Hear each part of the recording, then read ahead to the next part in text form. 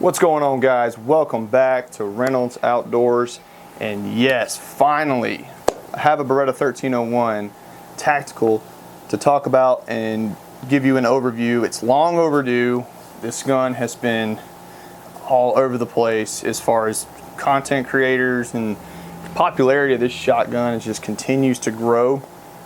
And like I said when I did the SBE3 with the versus the A400, I want to do something similar, and I do have a Benelli M4, a real M4, M1014, that's totally compliant.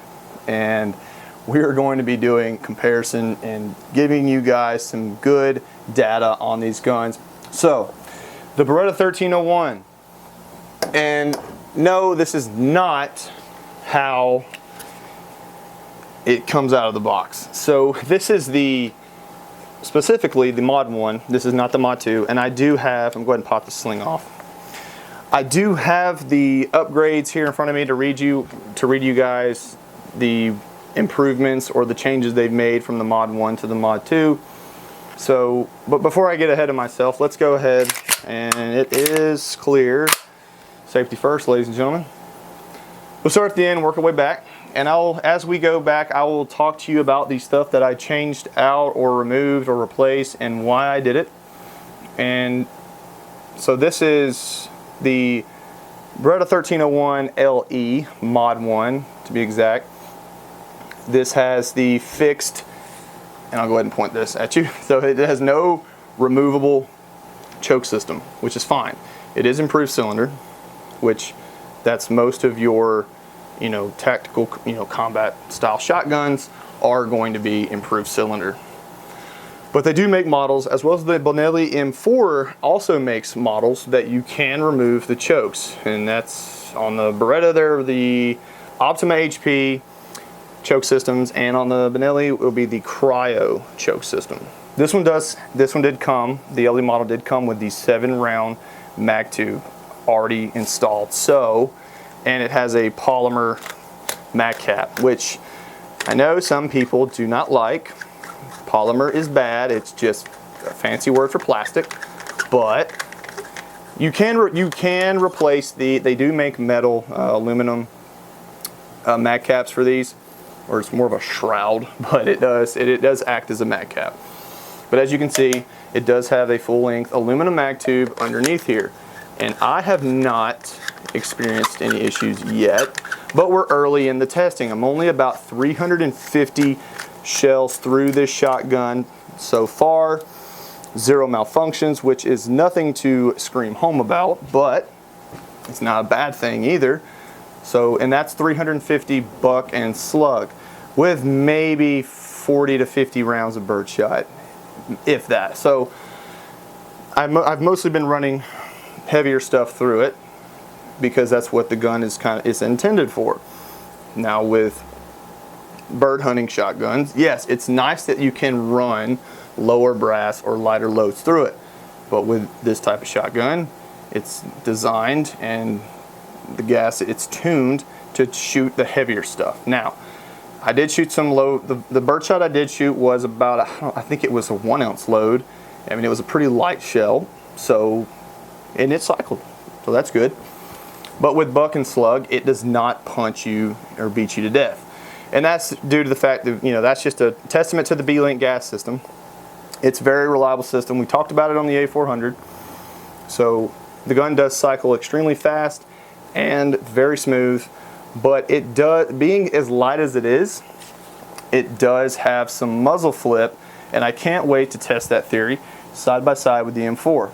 Because I'm willing to bet the M4 in this instance, but it's not often, that the Benelli will have less felt recoil and less muzzle rise, therefore being able to stay on target. So with that faster cycling rate, yes, it does cycle faster. I think it kind of, it hinders it a little bit, because if you're going to muzzle rise and you come off target, it's going to slow you down. But we'll see, and you'll all see too. We'll all learn together. Now, this, like the M4, it does have front sight raised fixed sights on the gun, which are nice. but it does have a polymer shroud on the rear side. I'll go ahead and touch on that, skip to the rear, where the M4 is all metal. And now, so the handguard, and this is what I replaced up front. As you can see, I mean, this looks like anything that would come off any other just regular shotgun, Beretta shotgun. I mean, nothing cool about it. No attachment points for anything. And also, while I'm up there, or at the front, this, as you've probably seen in 100 other videos, is the friction clamp that was installed up here on the mag tube in the barrel, which does have QD and an M-lock section, but it's junk. I don't like it, and it moves around, and you have to tighten it down super tight. I already knew before we even got the gun, I knew I was going to get rid of that, and I wanted to get the Magpul Zukov handguard installed with M-lock galore on it. So it's really more M-lock than I need, but it does look pretty sick. I mean, aesthetics and everything, function, I've been pleased so far. No issues. Like I said, 350 rounds, give or take a few. I've had no issues, but again, that's not that impressive, especially considering what the M4 had to go through with the testing that the Marine Corps did, which I believe was 25,000 rounds, 0 failures, and I do believe 0 cleanings. That's wild. That's impressive. And due to that, you know, the Argo system that the M4 is running with the self-cleaning pistons, I mean, could this shotgun keep up? I wish I could afford to do that test for you, but unfortunately, shooting 25,000 shells of buckshot, which I'm assuming is what they shot through it, yeah, that would be that'd be kind of pricey. But we're gonna go. I will do a final breakdown when I hit 1,000 rounds through the gun. I will do a breakdown and give you a final, like, hard review. So this is just what I've collected so far, and just a simple overview, because I haven't done one on this one yet, as I said. Now on the other side, I did install a Magpul light mount here, which got my light out a little bit further, and then put a QD socket right underneath, and that's obviously where I run my Vickers padded Blue Force sling, which I really like that sling. I like I mean, it's just excellent on this shotgun. With that padding is very nice. So, and I don't have the pressure pad. I just got the tail cap where you can click it on and off, or momentary on. I like it. Works well. And I did take this to a shotgun course, if I haven't mentioned it, and we did do low level or low light night shoot, and I really enjoyed, you know, using this light in that setting. It worked very well. I had no issues with how it's set up. So a reminder to, you know, make sure when you're putting things together on your firearms to make sure it's intuitive and it works for you. Don't just copy somebody else's stuff, because it might not work as well for you, because everybody's different. So, all right, moving on down. Well, the barrel. I talked about the choke. Now, this is a cold hammer forged barrel and it is backboard, but it's not the Stellium Plus barrel. It still has the tri-alloy Stellium. You know, it's still made of that tri-alloy, but it's not the Plus. So, but it is backboard, which still gives you, it still opens up, the gate still opens up a little bit more than typical shotguns that are not backboard. So it will, according to Beretta, still gives you 36% reduced recoil. How to test that and prove that theory, I don't know, but that's just what Beretta says. Now, moving on back. So the controls, yes, they are the same as the A400, which is great. And the manual of arms, which I will demonstrate for you. And I don't think I did that on the last videos, but I got some snap caps here. So, and yeah, loads, very nice. That good beveling in there. Nice big, wide loading gate. So very easy to get shells in there with very little risk of pinching your thumbs. Now, you cannot just pull the charging handle back on this shotgun, just like on the Benelli. And I've had to explain this so many times to people when they're like, hey, I'm sorry if I'm insulting some of your guys' intelligence out there watching this, but still people out there that do not realize the manual of arms or how these shotguns work. So I think we should keep spreading knowledge around. So loading the mag tube, you cannot just pull the charging handle back like you can on your Remington 1100, your Winchesters, whatever. So many guns that, you know, that we grew up with shooting. You can't just do that. There is a shell release button down here, and that's that little guy right there. Press that, and then you can make the weapon hot. You can load one into the chamber.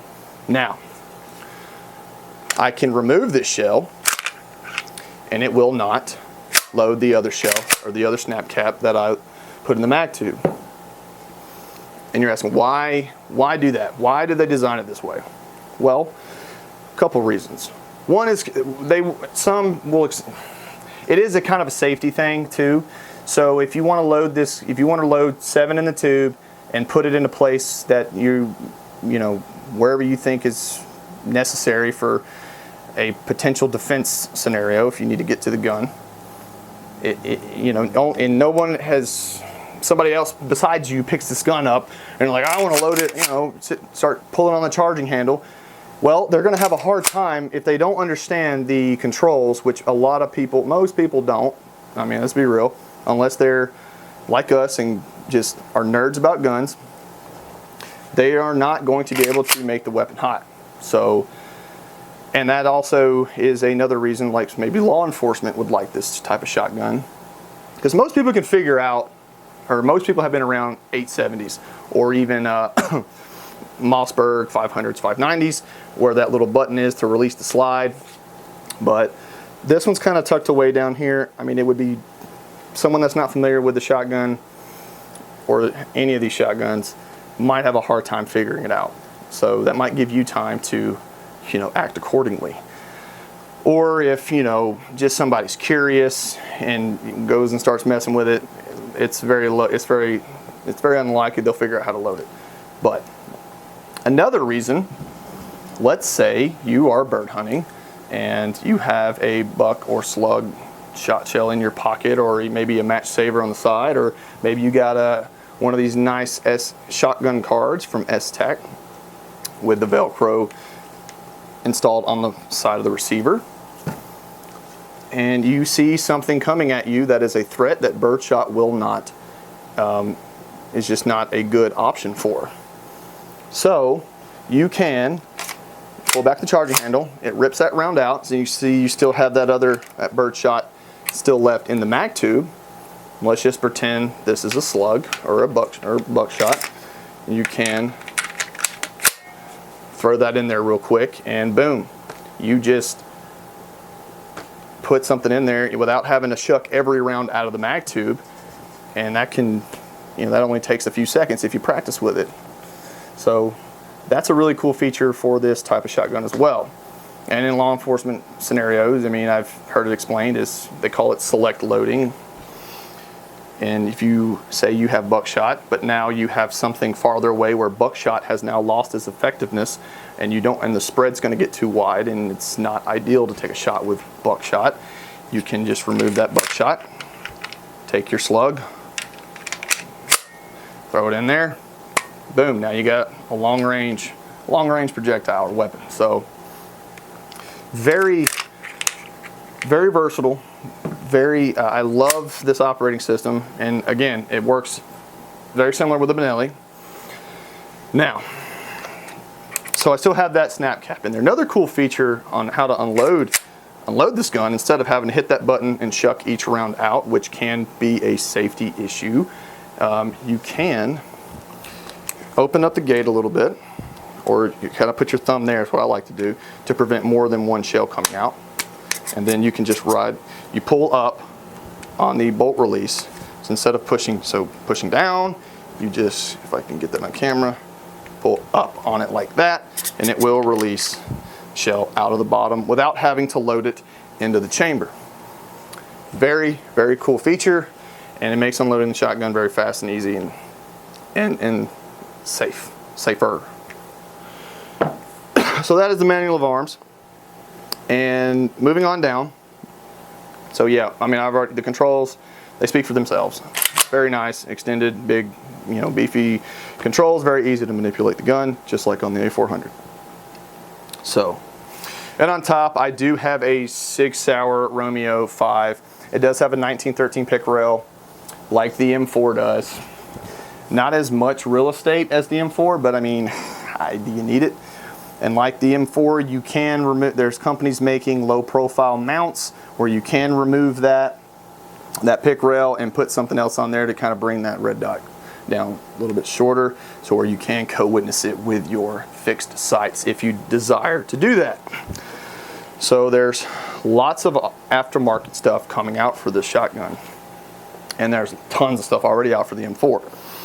But and same thing with the so with the safety, it has the in front of the trigger guard, and nice big old button, very intuitive. So like I said, one of the reasons why I liked the A400 over the SBE3 was the fact that it, when your finger, you know, one of your most important weapon safety rules is keep your finger straight and off trigger till you're ready to fire. So with keeping that rule in mind, you are already on the safety, and when you, oh, there's a target or threat or whatever, click, safety's off, and very nice, very intuitive. I like it. On the Benelli, of course, it is behind the trigger guard.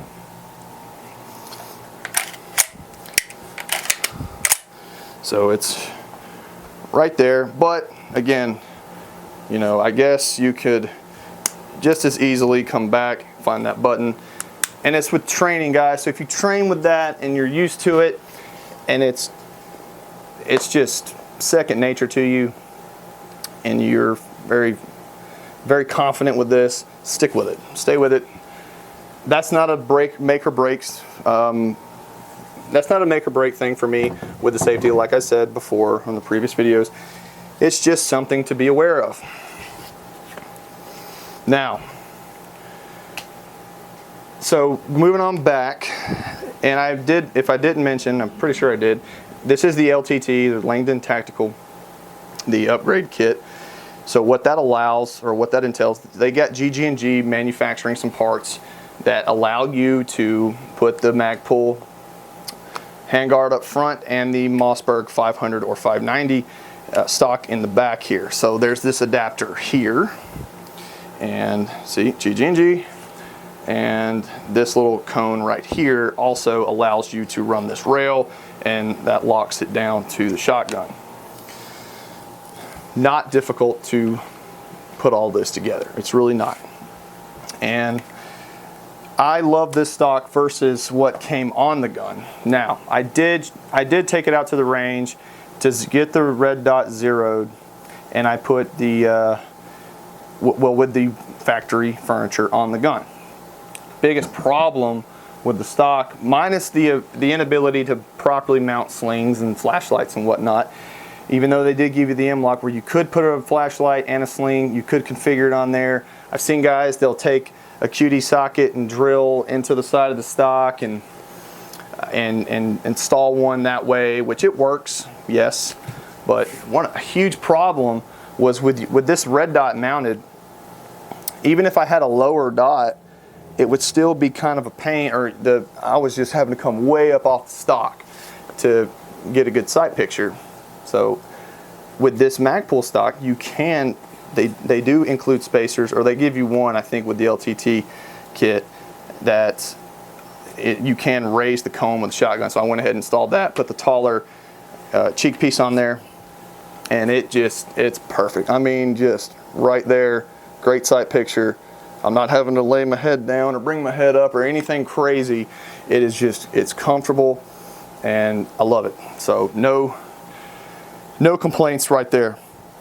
Now, and I did install the Magpul QD socket back here in the stock, and that I do like to run that sling over the top here and hook up front right there. So, and it is easy to transition from shoulder to shoulder, drop your arm out.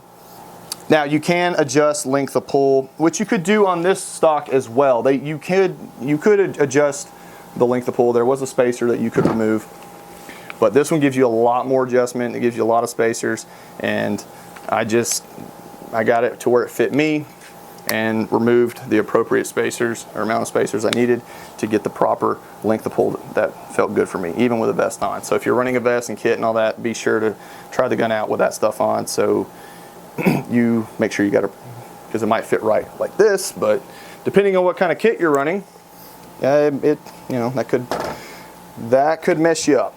So, and like I said, I installed the S-Tac Kiwi shotgun cards. I bought several of these. Love them. Very, very, very good piece of kit. Even if, like, I would even recommend running those on your hunting shotgun. I mean, why not?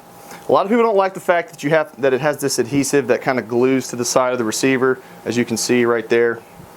But I mean, why are you worried about that? You can remove it. It could, you could take a heat gun and you could remove all that stuff.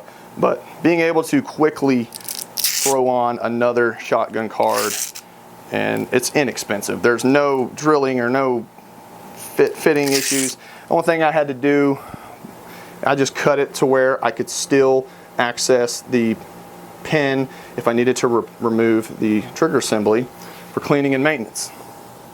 I see some guys, they just put the whole thing on there all the way back, don't do any cutting. You can do that, it's fine. But it will be kind of a problem when you if you ever need to take that pin out to remove it for cleaning, but hey, to each their own. So, but yeah guys, so that's all the changes I've made, and I told you why I did it, and I've honestly so far no regrets at all. And I'm going to, like I said, this is not my official final review. This is just more of the overview because I haven't done one on this shotgun yet. But outstanding shotgun. Now, the Mod 2. So the differences between this and the Mod 2. And honestly, and I have my cheat sheet right here just in case. But one of the biggest things, or the best I think that they did that would probably make it worth going for for the Mod 2 was the Pro Comp, or the Comp Lifter, which makes it even easier to get shells into the mag tube to feed the gun. So, but you can install that. I mean, that's something you could do to a Mod 1. And another one is the handguard. They had, instead of that friction clamp with the M-lock on there, I mean, I think that might still come with them, but they actually added 3-position M-lock to the stock. And they did put, I believe they put a QD socket, at least if they didn't put a QD socket, they put one where you could install one. I can't remember, like I said, I hadn't seen one, I hadn't got my hands on one yet. They haven't been out long, but they did do that, which I don't know why they didn't just put one on, the ability to install one on the side, but I guess you still can. And there's also other companies making stocks for the shotgun now that are awesome. They can fold, and you can remove and put whatever pistol grip you want, which is really cool. But that stock itself, I believe, cost about as much as this entire LTT kit. So, I mean, I may go to that stock one day. I do like the idea that you could make it super short, if just for stowing it and going in transit, whatever, that can be handy. And also being able to put whatever pistol grip you want would be cool. But again, to my knowledge, the biggest changes in Mod 2 was that comp carrier. They put a better handguard on it with more aggressive knurling, and they put M-lock on the stock or the handguard instead of just having that friction clamp up front, which is terrible. And I didn't even try to hook a sling up to this. I got this kit pretty much immediately and changed it out because I already knew, I've seen enough people complain about it, and I don't know. It did not allow me to put the gun together the way I wanted to. Now, yeah, I could have just went with the stock and put the QD back here and tried to use that friction clamp, but no. To me, this is optimal. This is my favorite configuration of this shotgun. So, with that being said, what do I think about this gun versus the M4? Well, haven't had this gun in here long, and I have yet to take it and even fire the thing.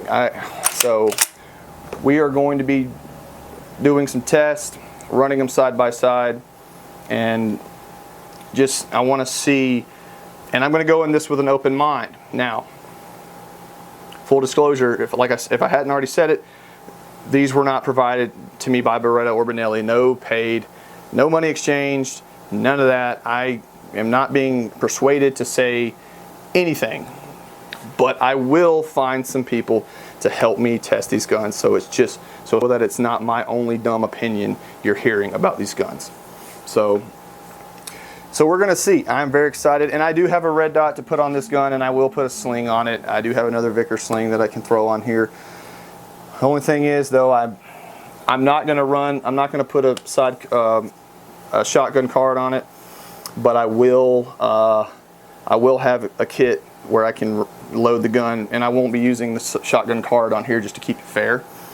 But honestly, I already know that a couple of things when we'll make a couple of quick comparisons. As you can see, it's very sharp, not as beveled as the A400 is, and I'll go ahead and hold them side by side so you can get an idea. You can see a lot more opened up on the the 1301 versus the M4. Now, will it make much difference being, not being able to load this one as fast? But as you can see, it is kind of difficult. There's a lip right there where my thumb catches, so it's not as high speed or as polished or beveled, whatever you want to say. It's not as opened up as the A400. And I promise I'm not trying to, game one versus the other. So load that one. Okay, so if you have to stay down a little bit, because if you go up too far, there is some stuff you can catch your thumb on, or your thumbnail, but not terrible. I don't know, I think it's going to be a close fight. Now, as far as system versus system, B-Link system versus the Argo system, I would say the Argo is, it's been tested, 25,000 shells, no stoppages, no malfunctions, no cleanings, when the Marine Corps was considering adopting it for their shotgun. As far as I know, the 1301 does not have near the testing, or I've not, if it's out there, I haven't seen it. If it is, comment, let me know where I can find it. But I have seen people tear the gun down after 1,000 rounds, and the O-ring inside the gas piston had deteriorated, so that's not great. But they did say it had not malfunctioned, it wasn't causing issues, they just wanted to take it apart and look at it. But that's just 1,000 rounds. I'm curious to see what mine's gonna look like after 1,000, the 1301. But with this system, having those pistons down here, and they do have much thicker O-rings inside those pistons, where on the A400 it is a bigger, but also thinner O-ring. So not as much material, so burning it up, dry rotting, and deterioration, the gas is just getting in there and damaging it, I guess. I think that in itself is probably what it would prevent it from going the distance. Now, as far as the gun just wearing out, the parts are all quality, but again, we're speculating because I don't know, I have not seen anything, I've not seen this gun go through that type of, rigorous testing, or been able to read anywhere where it's happened. I didn't witness the M4 do it, but that's what was documented when the Marine Corps was testing it. Well, all right, guys, I really appreciate you guys watching, liking, subscribing, sharing videos, and I really, really appreciate that. We are just over 4,000 subscribers. I'd love to see us get to 5,000 soon and just keep climbing, keep growing. And as we grow, and the content will get better, I assure you. So guys, that's all I got for you today. The next couple videos, though, we will be putting these guns to the test, going out on the range, doing a direct comparison with different types of drills and stuff. I'm very excited to see how this is going to work out, and I hope you guys enjoy. Please comment, let me know what you think, and thanks for watching. We'll see you next time.